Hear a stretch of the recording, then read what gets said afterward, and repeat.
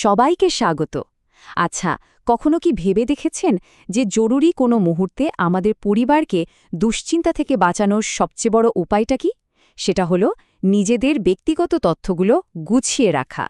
আমরা অনেকেই কিন্তু এই কাজটা এড়িয়ে চলি, তাই না? তো আজকে আমরা আলোচনা করব কিভাবে এই জরুরি কাজটা খুব সহজ করে ফেলা যায়। এই কথাটা একবার দেখুন, আর যখন আপনি তাদের বলতে পারবেন না, তখন তারা সেই তথ্যই খুঁজবে। ভাবুন তো একবার এমন একটা মুহূর্তের কথা, যখন আপনার আপনজনেরা পাগলের মতো জরুরি কোনো তথ্য খুঁজছে, কিন্তু আপনি তাদের সাহায্য করার মতো অবস্থাতেই নেই। এই লাইনটা আসলে সে কঠিন বাস্তবতার কথাই আমাদের মনে করিয়ে দেয়, যখন ঠিক সময়ে ঠিক তথ্যটা খুঁজে পাওয়ায় সবচেয়ে বড় একটা চ্যালেঞ্জ হয়ে দাঁড়ায়। আচ্ছা, একটা প্রশ্ন করি সবাই নিজেকে। আমাদের পরিবার কি কোনো জরুরি অবস্থার জন্য আসলেই প্রস্তুত? ধরুন, হঠাৎ কোনো স্বাস্থ্য সমস্যা হলো, একটা স্ট্রোক বা অন্য কোনো দুর্ঘটনা। তখন কি আমাদের পরিবারের লোকেরা এক মুহূর্তে আমাদের ওষুধের লিস্ট, ডাক্তারের ফোন নম্বর বা হেলথ ইন্স্যুরেন্সের কাগজপত্র খুঁজে পাবে? সত্যি বলতে কি, বেশিরভাগ সময় এই প্রশ্নের উত্তর হয় না। আর ঠিক তখনই শুরু হয় আসল ছোটাছুটি আর একটা বিশাল বিভ্রান্তি। কিন্তু ভালো খবরটা কি জানেন? এই যে একটা বিশৃঙ্খল পরিস্থিতি, এটা কিন্তু পুরোপুরি এড়ানো সম্ভব। আর এর জন্য খুব জটিল কোনো কিছুর দরকার নেই, শুধু দরকার একটা সহজ সিস্টেম, যা এই তথ্য খোঁজার সব ঝামেলা থেকে আমাদের মুক্তি দেবে। চলুন তাহলে দেখে নেওয়া যাক কিভাবে এই সব কিছুকে নিয়ন্ত্রণে আনা যায়। তথ্য গোছানোর জন্য একটা খুবই সহজ কিন্তু দারুণ শক্তিশালী পদ্ধতি আছে, নাম হল 5WNH ফ্রেমওয়ার্ক।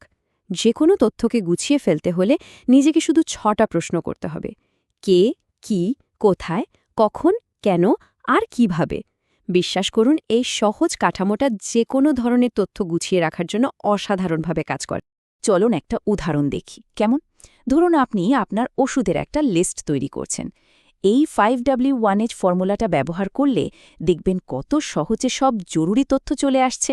যেমন, কি ওষুধ খাচ্ছেন, কে এই ওষুধটা প্রেসক্রাইব করেছেন, ফার্মেসিটা কোথায়, কখন খেতে হবে, কেন এটা দেওয়া হয়েছে, আর সবশেষে কিভাবে এটা খেতে হবে। দেখুন, এই কয়েকটা প্রশ্নের উত্তর থাকলেই কিন্তু আপনার লিস্টটা একদম পারফেক্ট আর কাজের হয়ে গেল। এখন সবকিছু গুছিয়ে রাখা, এই কথাটা শুনলেই কেমন জানি একটা বিশাল আর কঠিন কাজ মনে হয়, তাই না? মনে হয় যেন পাহাড় সমান কাজ। তো এই চাপটা কমানোর জন্য আমরা পুরো বিষয়টাকে 3টে সহজ ভাগে, বা বলা যেতে পারে 3টে স্তম্ভে ভাগ করে নেব। এতে দেখবেন কাজটা অনেক সহজ আর ম্যানেজেবল মনে হচ্ছে। তো আমাদের প্রথম স্তম্ভটা হলো চিকিৎসা সংক্রান্ত জীবন।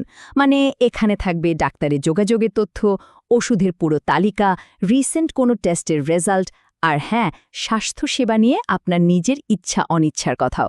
একটু ভাবুন, জরুরি একটা মুহূর্তে একজন প্যারামেডিক বা পরিবারের সদস্যের হাতে এই তথ্যগুলো থাকাটা কিন্তু আক্ষরিক অর্থে জীবন বাঁচিয়ে দিতে পারে। এরপর আসছে দ্বিতীয় স্তম্ভ, আইনি কাগজপত্র। আচ্ছা, আপনার উইলটা কোথায় রাখা আছে? পাওয়ার অফ অ্যাটর্নি, মানে আপনার হয়ে আইনি বা চিকিৎসার সিদ্ধান্ত নেবার ক্ষমতাটা কাকে দেওয়া হয়েছে? আপনার অ্যাডভান্স ডিরেক্টিভ কি তৈরি করা আছে, মানে যেখানে বলা থাকবে যে খুব সংকটময় মুহূর্তে আপনি ঠিক কেমন চিকিৎসা চান? এই সব জরুরি কাগজপত্রগুলো ঠিক কোথায় আছে আর কার কার কাছে সেগুলোর অ্যাক্সেস আছে, তার একটা পরিষ্কার লিস্ট থাকাটা কিন্তু মাস্ট। আর আমাদের তৃতীয় এবং শেষ স্তম্ভটা হলো আর্থিক বিষয়। মানে কোন কোন ব্যাংকে অ্যাকাউন্ট আছে, অনলাইন ব্যাংকিংয়ের পাসওয়ার্ড কোথায় সেভ করা, কি ইন্স্যুরেন্স পলিসি চলছে বা কোথায় ইনভেস্ট করা আছে, এই সব কিছুর একটা সহজ লিস্ট। এমনকি প্রতি মাসের বিলগুলো কিভাবে শোধ করা হয় সেই তথ্যটাও কিন্তু খুব জরুরি। কারণ যদি কখনো আপনি নিজের আর্থিক বিষয়গুলো সামলাতে না পারেন, তখন এই লিস্টটাই আপনার পরিবারের জন্য একটা অমূল্য সম্পদ হয়ে উঠবে। এখন হয়তো মনে হচ্ছে এত সব তথ্য গুছিয়ে রাখতে না জানি কত জটিল সফটওয়্যার বা টেকনোলজির দরকার হবে। কিন্তু আসল ভালো খবরটা হলো, এর জন্য খুব সহজ আর এমনকি বিনামূল্যের কিছু টুলই যথেষ্ট। পুরো প্রক্রিয়াটা আসলে যতটা ভাবা হচ্ছে তার চেয়ে অনেক বেশি সহজ। দেখুন, এখানে 3টা সহজ টুলের কথা বলা আছে, যা এই কাজে দারুণভাবে সাহায্য করতে পারে। যেমন পারপ্লেক্সিটি এআইকে আপনি একজন সহকারীর মতো ভাবতে পারেন, যে আপনাকে ঠিকঠাক প্রশ্ন করে তথ্য গুছিয়ে দিতে সাহায্য করবে। নোশন হলো একটা ডিজিটাল নোটবুকের মতো, যেখানে পরিবারের সবার সাথে নিরাপদে তথ্য শেয়ার করে রাখা যায়। আর সবশেষে অবশ্যই একটা কাগজের ব্যাকআপ, যেটা সবসময় ভরসাযোগ্য আর হাতের কাছে পাওয়া যায়।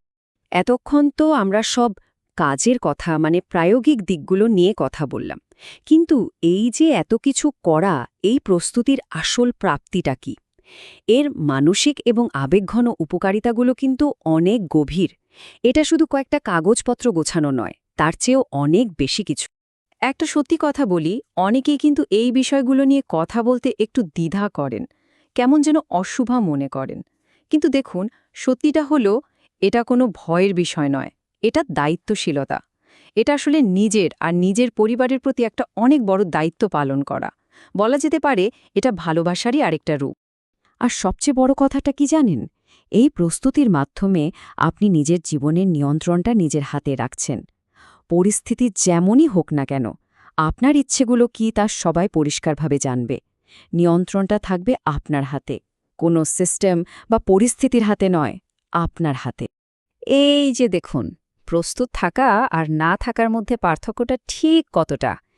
একদিকে সংকটের সময় পরিবার ছোটাছুটি করছে, বিভ্রান্তি আর প্রচণ্ড মানসিক চাপ, আর অন্যদিকে পরিবার ঠিক জানে কোথায় কি খুঁজতে হবে, আপনার ইচ্ছাগুলো একদম স্পষ্ট, আর তার ফলে সবার মনেই একটা নিয়ন্ত্রণ আর শান্তি। পছন্দটা কিন্তু একদম পরিষ্কার, তাই না?